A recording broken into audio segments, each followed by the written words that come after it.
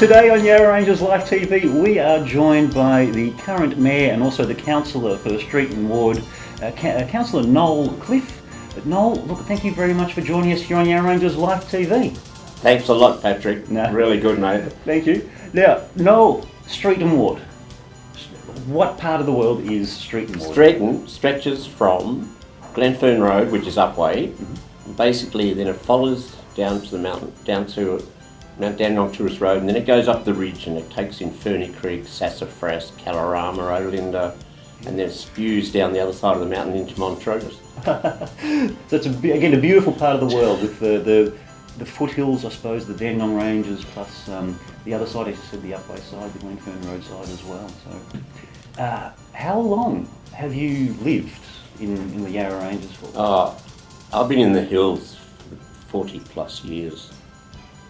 From when we moved up from Ascot Vale, when my daughters were 4-year-olds, and they're now well and truly into their 40s. Well and truly. Well and truly. Yes. So it shows you how long you've been here for. And that they grew up in... Yeah, so they've grown up here, yes. Fantastic. Yes. And they're still in the area? No, they've gone back to the city. Okay. One is lives in Port Melbourne and one lives in London. Wow, okay. Yes. And of course you've stayed... Me, I've stayed here. I love the hills. Fantastic. And when, I mean, over those 40 years living in the Yarra Ranges, at what point did you actually get involved with the local politics scene? It was a little bit of conflict. That was in the days of Shire of Sherbrooke. Yes. And we lived on a beautiful little street that meandered, would have followed the wagon wheels, and that's how the road was put in.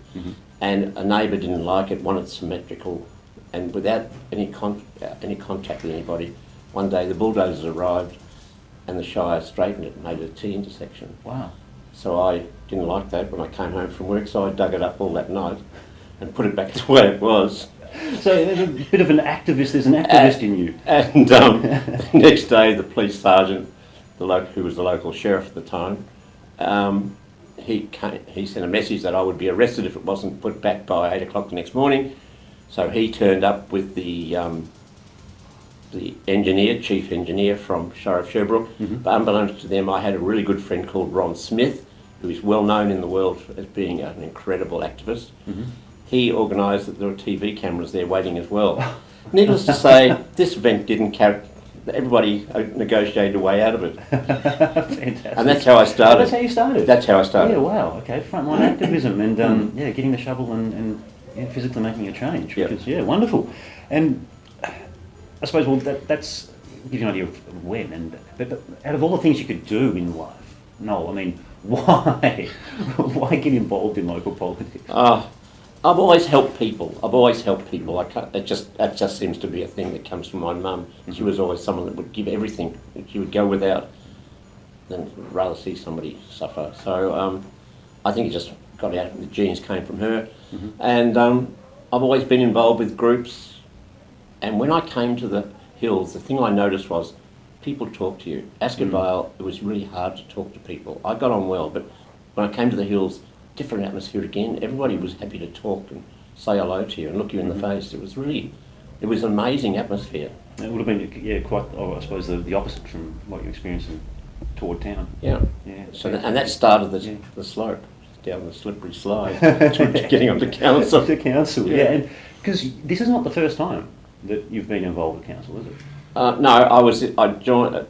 Then I was involved in getting hooked into Shire of Sherbrooke. Yes. And that was in the 90s, and I stayed there until amalgamations. Then I had a break, and then the same thing sort of happened. The councillor that represented the area I lived in gave a challenge out, and things weren't going right, and he issued a challenge that no one would dare stand up against him.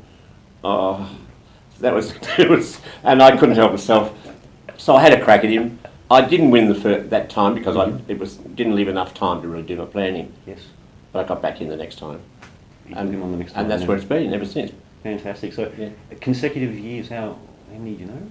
Oh, it's over 10 years now. It's a long time. It's a few years of my life have gone down down that path of helping community, which has been good, because the communities that I've been helping are the ones that I've been involved in anyway. So my business was in Olinda, and that was the centre of my social world, because it was a business that ran 7 days a week, cooking and food.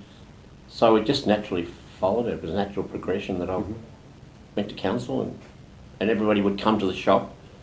So that was almost like a little council office. A little meeting place. Yes. Yeah, sort of secret, well, not secret men's business, but yeah. No. So that's where it all came about. Yeah, fantastic. It's been like that up until I sold the business. And how long ago was that? Oh, that's over 10 years. Okay. Yeah. Fantastic. 12. Now there's, I suppose, some challenges coming up ahead, as always, when you're involved with local decision making. In your opinion, what do you think will be the biggest challenge that we'll be facing over the next few years? Biggest thing is preserving the atmosphere, the environment of the Yarra Ranges, keeping it at the stage of the stop that we who live there, the reason we moved here, keeping it to that, protecting it, and also protecting it so that people who come here and provide the jobs for the tourism, we don't damage the product, which is the environment. That's right. That's going to be the hardest thing. That will be the hardest thing that we have to contend with. That balance with maintaining what we love as well as still allowing that growth aspect to also. Yeah, fantastic. I think you've hit the nail on the head there, because I know there's a lot of people that I suppose out there are wanting to try different things, start new developments, so on and so forth, but it's about getting that balance right. Exactly. Otherwise we'll kill off the goose that lays the golden egg, and there'll be nothing left. We'll lose what we love. That's right, exactly. I don't want that. But fantastic. Now, this is the last question. It's the warm, fuzzy question. I love asking everyone this question. Warm, fuzzy. Okay, go on. It's like my beard. Warm and fuzzy. Okay. Noel, what do you love about the Yarra Ranges?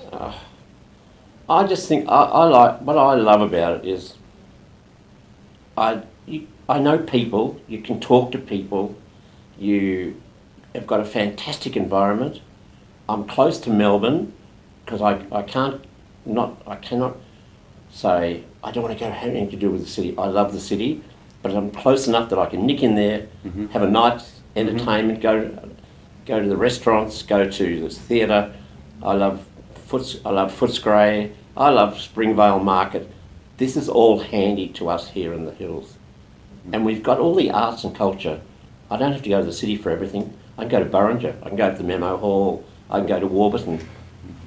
And shortly we can even go back down to Montrose Town Centre with a new centre. We've got all these places where we can see world-class acts. And we've got this incredible environment around us. It's like living in a forest. It is. So for me, you couldn't ask me better. Fantastic. Look, I couldn't agree with you more there, Noel. And I'm sure a lot of our viewers out there would agree with you as well. Look at Mr. Cliff. Man. Hey, cut it out. That's Noel. Noel, thank you so much for your time and joining us here on Yarra Ranges Live TV. Thank you very much. It's a pleasure, Patrick. It's a pleasure, mate. It's a pleasure.